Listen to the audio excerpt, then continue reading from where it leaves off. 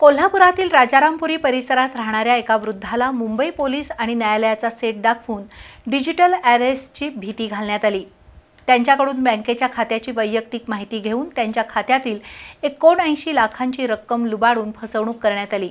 ही घटना 29 नोव्हेंबर ते 12 डिसेंबर 2025 दरम्यान घडली। या घटनेची नोंद राजारामपुरी पोलिसात झाली आहे।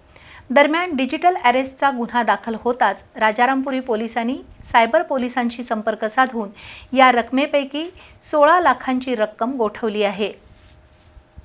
कोल्हापुरातील राजारामपुरी परिसरात एक सेवानिवृत्त व्यक्ती कुटुंबियांसह राहतात। 29 नोव्हेंबर 2025 ला त्यांच्या मोबाईलवर एक फोन आला। त्यामध्ये तुमचं वोडाफोन सिम कार्ड 24 तासात बंद होणार आहे असं खोटं सांगितलं गेलं। तसंच व्हॉट्सअप नंबरवर कुलाबा मुंबई पोलीस स्टेशन असा मेसेज पाठवला।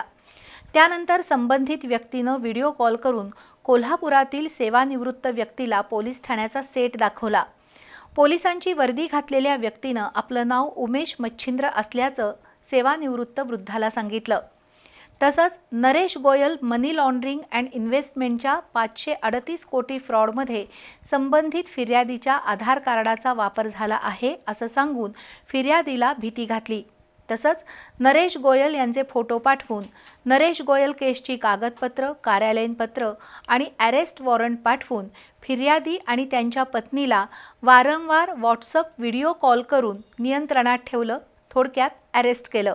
तसंच सेवानिवृत्त वृद्धाच्या वैयक्तिक आणि नातेवाईकांच्या बँक खात्याची माहिती घेतली। न्यायालयाचा सेट दाखवून केसची सुनावणी सुरू असल्याचं फिर्यादींना दाखवलं।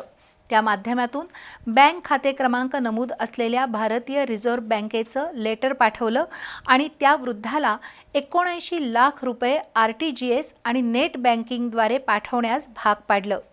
ही घटना 29 नोव्हेंबर ते 12 डिसेंबर 2025 दरम्यान घडली। याबाबत आज फसवणूक झालेल्या सेवानिवृत्त व्यक्तीनं दिलेल्या फिर्यादीनुसार अज्ञातांविरोधात राजारामपुरी पोलिसात गुन्हा नोंद झालाय।